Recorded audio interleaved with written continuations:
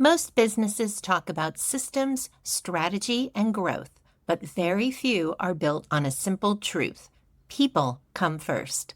In this episode, I sit down with Josie Ann Lee to explore how putting the most important person at the center of your business changes everything, from your culture to your results. This conversation will challenge the way you think about leadership, service, and success. Welcome to Brand for Good, the show for purpose-driven leaders who want to build timeless brands and create sustainable impact. I'm Lorraine Sugart, former PR and marketing executive turned founder of the disruptive agency Prosper for Purpose. I've worked with some of the world's most beloved brands, and I'm here to help you elevate your brand identity, visibility, influence, and impact. Are you ready to brand for good? Let's go. Today, my guest is Josie Ann Lee. She is an author, a speaker, and a consultant who believes that business works best when people come first.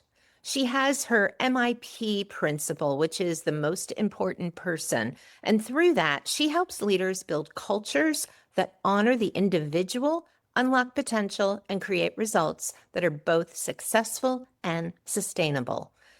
Welcome to Brand for Good, Josie Ann. How are you?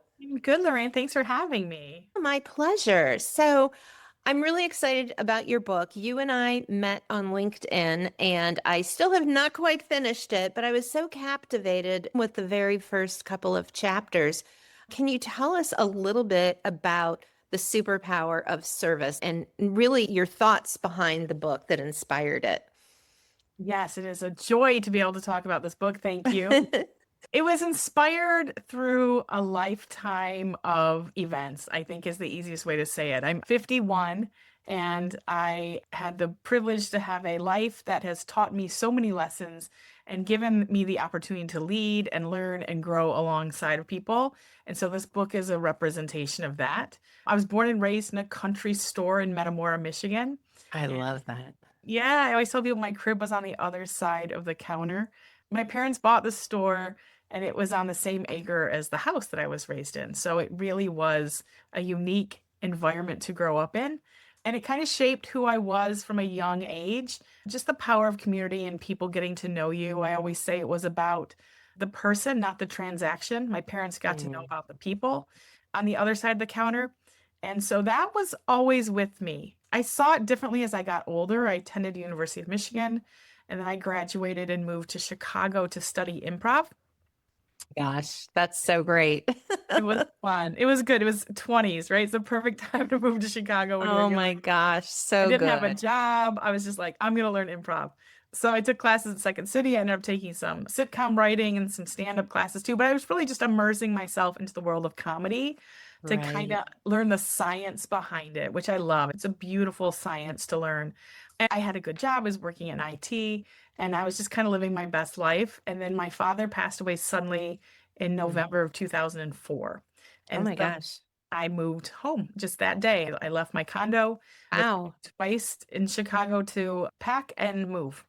And I thought, okay, how can I be of service to my mom right now and my Mm, family, very small family. So, yeah. so some of the lessons are from that experience right there, how improv helped shaped how I saw the world in terms of acceptance, and then how I use those lessons to kind of go home and help my mom and my grandmas and our community during the year my dad passed. I guess there's a few questions I want to ask, but the first one is, what was the impetus that, a lot of people would find out a loved one passed and it would maybe even suddenly, and they'd make plans to go home, but you made plans to move home. What was it that you instinctively decided, or what was the motivating factor, I guess, for deciding to move home rather than just go home? Thank you for asking me that. And I'm sorry if I cry a little bit. I just lost my mom in February, so I'm everything is so very sorry. okay. Yeah. My parents raised me with this simple phrase. They said, "This family is like a bank, and you get to take out what you put into it." And so in 2002, my dad had to have heart surgery. And technology was just getting to the point that you could have a VPN and I could work from Mm, Michigan for my yeah. company in Chicago. And they were very gracious. And they let me spend a lot of time in Michigan that summer. He had heart surgery. And I was helping him run the store and just kind of being there for my mom. And so I thought, man, I kind of just made a decision then that if anything happened to dad, that I would come home. I didn't tell anybody because that's worst case scenario. Right, But I right. knew when my mom called to tell me, she told me he fell, and I just knew that he had passed. I just knew I was leaving. So I literally, my friend that I've known since I was 5 lived in Chicago with me, and I drove to her apartment after I got news. And I said, I think my father's passed away. And she said, I'll drive you home. So she drove me to my condo in my car. And I remember packing a black dress and but I remember stopping and looking at my condo and just thinking, okay, like this is done. This is the end of this phase of my life. Yep. And it was. And so I don't have any regrets for it. I think it's one of the most beautifully hard gifts I've ever been given because I was able to go home and immediately have purpose. Like Yeah. Chicago was fun and it was beautiful to be there from my mid 20s to my 30s. But I don't really know what my purpose was when I was in Chicago, right? I kind of was a Mm. 30-year-old playing around and enjoying comedy and working in IT for a company that didn't really care about me, right? I was a number. Although Um, they were good to you, it sounds like, they yeah. were well, that was a different company. I had switched. They Oh, had got okay. bought out. Yeah, it's a different story. Okay. But yes, they were great. So when I came home, I immediately had purpose. I had to help my mom and my grandma and my sister in our Right. community. And it was beautiful because the community just rallied to take care of my mom and I. And Mm. I always say that people would stop in to get bread and milk when they didn't need bread and milk. People would bring us dinners and anyway, I told my dad when he had heart surgery, he sent me a card. He's like, I know this is how you wanted to spend your summer. And I said, well, thankfully, this family's like a bank, and you guys are just drawing interest. And so Oh it was my the same gosh. thing when it happened. Mom was like, you don't have to leave. Like she was only 58, but it felt very old to me when I was younger, when I was 30. And she had like some health stuff going on. And I thought, well, there's no place I would rather be than helping my family right now. And so I always tell mom that too. You're still drawing interest. Even when she Yeah. was passing, we were sitting with her when she was dying. And I was like, Mom, you still are on interest. Like, this is crazy. Yeah. So yeah, so that was the impetus to move home. I was raised and I knew how to run the store. I have a business mind. And I thought, I'm going to let my mom grieve however she needs to grieve. And I'm just going to be her support. Oh my gosh, that's so beautiful. So she did that for a year. She kept the store open and it was really hard. That's where he passed away. And so she was like, it was a lot. So she decided to retire and we closed the store. And then I moved back to Ann Arbor to be You didn't closer. want to run the store, I assume. I didn't want to run the store. I didn't. I'd spent a lifetime doing it and Yeah. I didn't want to end up like my dad, right? Yeah. Yeah. They had so much time together, Lorraine. I tell people they didn't get to retire together, they didn't travel, but they were together Yeah. They had a lot. every Yeah. day. And there's something about that's beautiful. And so I wanted to find a life that allowed me to have time. I think time is the most important variable in my world. And even when mom was towards the end, I remember laying with her once in bed and she just said, we've had so much time, haven't we, Jose? And I Oh, remember it was so beautiful. And I told people, like, that's what I want to say on my deathbed, right? We've had so much time together, haven't we? yeah, that's beautiful. Oh my Yep. goodness. So I was like, I'm going to learn how to run a coffee shop because I thought I'd open a cafe someday. And so I got a job working in a coffee shop, and that's where I met my future wife. She had lost her brother to cancer just Oh my 4 years gosh. before we met. So we were both in these U of M grads, life transitions with grief, working part-time in a coffee shop. Oh my gosh. So our parents were stressed. My mom and her parents were a little stressed that what are you guys doing? But Chris was like, do you want to open a massage studio? And I said, sure. So we opened it in October of 2008. It's called Balance Massage Therapy. We still have it. And it gave me purpose again. I was like, okay, I have this little business that we're creating. And now Yeah. I want to run it in a way that would make my parents proud of me. That's I love. my So were whole you goal. both massage therapists? Did you? I'm not. My wife was. She was in school. Okay, We she met. was, but you were Yeah. not. So you were Yeah. like the business, and Yeah. she was like the face of the business. Yeah. I said, I can run anything. I love business, right? I grew up in it. Yeah, yeah, So yeah, so we opened the little studio in the middle or in the start of the recession of '08. And it is my pride and joy. We have had so much fun and heartache and struggle, but joy yeah. running it. And it gave me this personal sandbox to say, how can I be a good person in business? How can I be a great Right. leader? And that's where the book came from. All these lessons, like from, Mm. growing up in the store to Chicago to my dad died to then saying, okay, that was 18 years ago, right? It's gone on 18 years. How can we build a business that puts people first? And I failed mightily the first 2 years, I think, because you're so stressed about, are we Yeah. going to make it? And it's this, Yeah. and you're like, think about number. You do all the mistakes that people make. But I was like, ooh, we need to be better than this, right? We have to find a way to not let our anxieties affect how we are treating everybody that comes through our doors. So that's really what I always say. Balance was my love letter to Chris. She's a massage. She has Asperger's, so she's Okay. neurodivergent, and she loves. I said, "Why do you want to be a massage therapist?" She's like, "Because it's quiet and I can work with my eyes closed. Everything's Oh, visual." that's so good. Yeah, and it's her dream job. So I say balance was my love letter to Chris, and the book is my love letter to balance. It just takes all the lessons that we've learned organically on how to run a human-centered business, and it's sharing that with the world. Hopefully as a gift that people can see, like, you really can put the effort into treating people. And you mentioned most important person. It's that everybody has somebody's most important person, right? Everybody Yes. has one or many, Yes. but we forget that so easily when we step outside our safety of our house. We become the angry driver, the person annoyed in a coffee shop. We let our emotions start to guide us, and we don't think about the person in the car next to us might be having to get to the hospital because someone's sick, or the That's wait in right. the coffee line is because the barista is working three jobs just to make, what I mean? We don't put ourselves like, who is this in front of us? Right. And so that's really the premise of this book, is that you can design systems and organizations that just at the heart of it remember that we are someone's someone, and then we can treat them that way.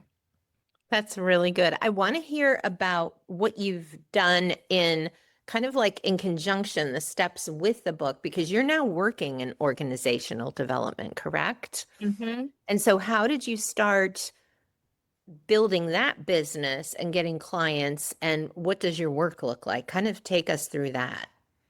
So I turned 50 last year, and in January, Congratulations. thank you. In January of 2020, I was like, okay, I know when I'm 50, I want to do the next chapter, right? Like, Oh, I've that's done good. this, Yeah, you had and a target time. yeah, I'm very vision goal oriented. And then COVID hit 2 months later. And so, Mm. and we struggled. We had two businesses. We ended up buying a cafe. So we were keeping the cafe Oh my open, gosh. Oh and my we had, gosh. yeah, it was a lot. It was a lot. And everybody has their COVID story. So I'm not saying mine is greater than, but we kept them both going. We got it through it. We sold the cafe. And then I said to Chris, I think it's time for me to start transitioning now, right? This is about 2022. So we Hmm. let the team know. We did a Vision 2024, and we basically extracted me from the day to day of the business. So I wouldn't Good have, for you. yes. Yeah. And we're actually in process of selling it now too, which is Oh, are you really? yeah, we'll be selling it next year. But all that said, I was like, okay, now I have more time. So how can I take all these lessons and help people? So the book was one piece of it, but also it Yeah. was like, how do I start sharing it? So I've done some speaking. I took a keynote speaking class through the Speaker Lab actually, and learned like some of the business side of it. And so I've been working on building up the speaking side. And then I've been coaching, which I love. I've been working with small business owners on different things, from systems to just figuring out service voice to launching companies. And then I've done some training for Uh-huh. organizations too, which just come in, you do service wrapper training and consulting with some local nonprofits for some work. So I feel like I've grown it through, I think sometimes name recognition, just because we had a successful, positive business. And so Okay. some So people you were kind aware of of it. built, yeah, because we do have a lot of solopreneurs that listen to the podcast, I believe. Like, I don't know exactly who all these people are, but I get a lot of messages. So I'm always trying to ask questions that they would ask. And so you went from owning a massage studio to writing the book. Did the book come before the business of doing organizational consulting, or did the business come first? Yeah, the business came first. It's called Inspiring Leadership Company because Right. I said I love that inspiring and that can be both an adjective and a verb, right? Inspire Yes. leadership. And so I started that and then I started and letting people know what I was doing, right? Just social media posts. It's sharing your story confidently. Right. And then because my thing is service, I love knowing how I can help people. So I always just call it the magic wand test. Like if I gave you a magic wand and said, what would you fix?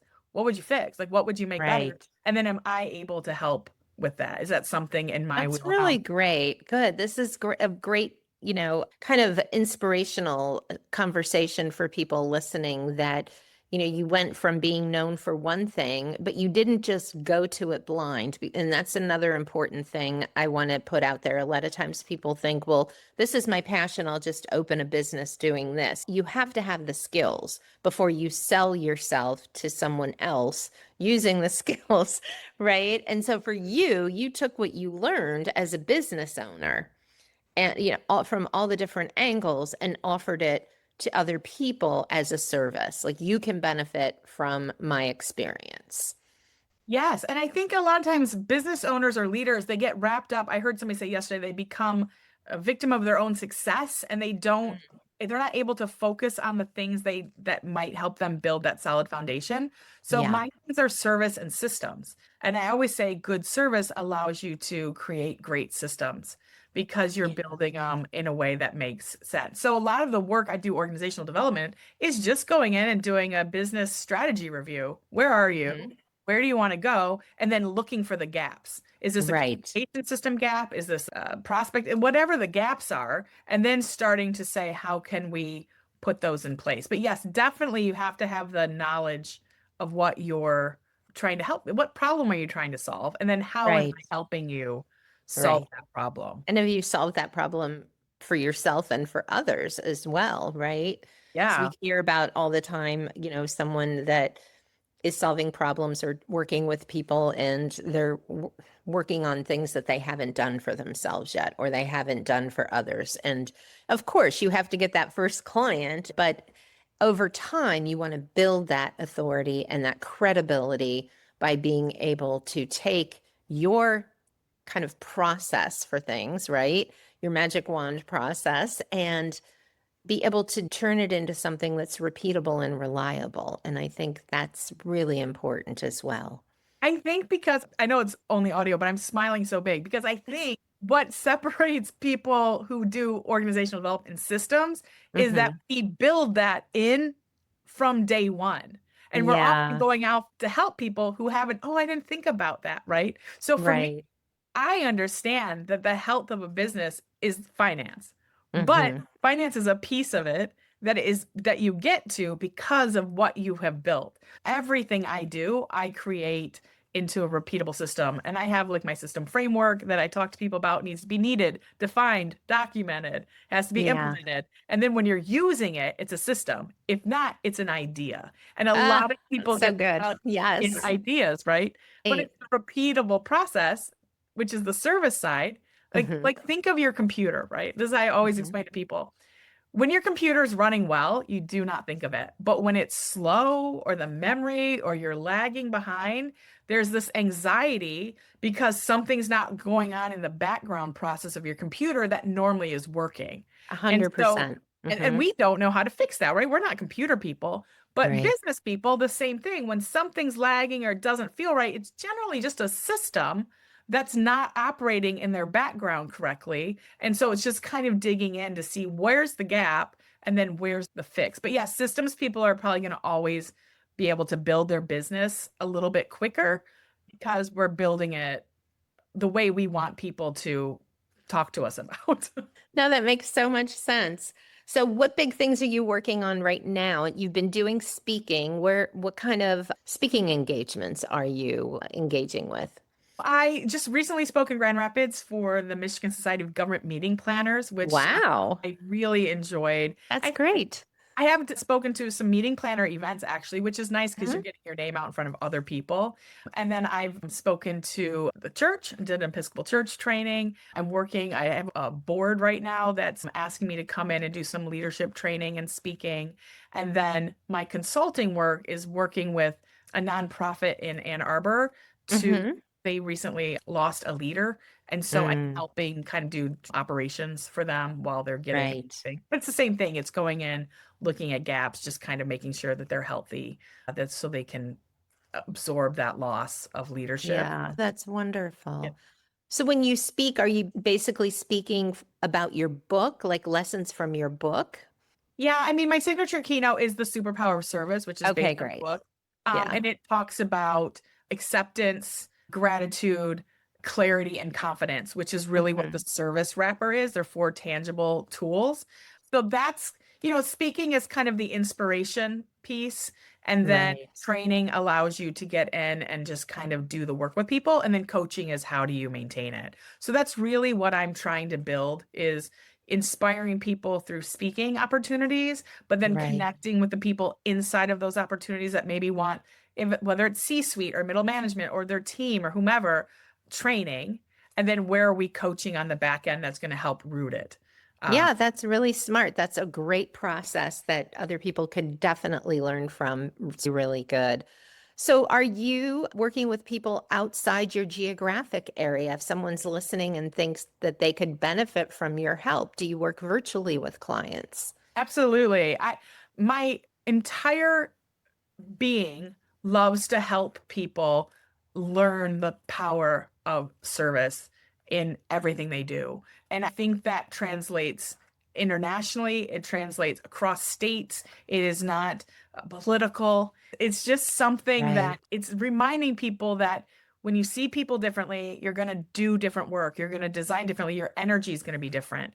And so, yes, I am looking forward to continuing to build. Right now I've been focusing on the Midwest. I've just brought somebody on board to help me do some systems work while I'm working with companies. And That's great. he's out of Florida. And so he's like, I'm going to start looking for speaking out of Florida. I said, winner, do it. But yes, I'm very happy to like meet people where they are with their needs. And the most important thing for me is that people feel the process that I'm teaching them. Hmm.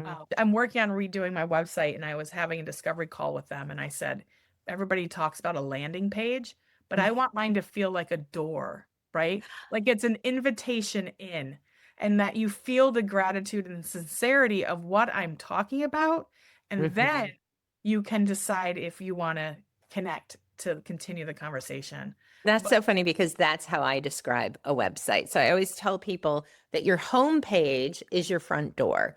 And yeah, so if you're walking by a bunch of stores, you're going to be looking at the window dressing, right? And looking for the catchy message or the great mannequin or whatever that is. And if something makes you pause and you're like, oh, I really like that message, or oh, that's really beautiful, it's going to interrupt what you were doing. You're going to pay attention. Or if someone hears about you, the very next thing they do is Google you, go to your website. And so if someone listens to you on this podcast and then they go to your website, they want it to feel like you felt to them through the podcast. So I love that you use that same analogy that I use because it really is. It's like it's the front door, it's the invitation to come in yeah. and linger for a while. And it's really important.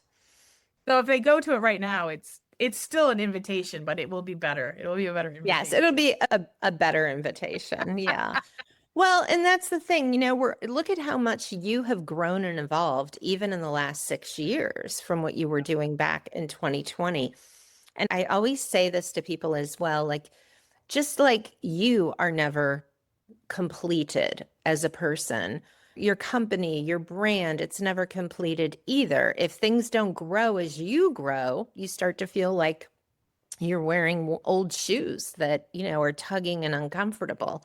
And so I love that you're embracing all of this and just really growing through such a powerful message. And that's really what got me. You and I met on LinkedIn. You sent me the book. Your message resonated deeply with me.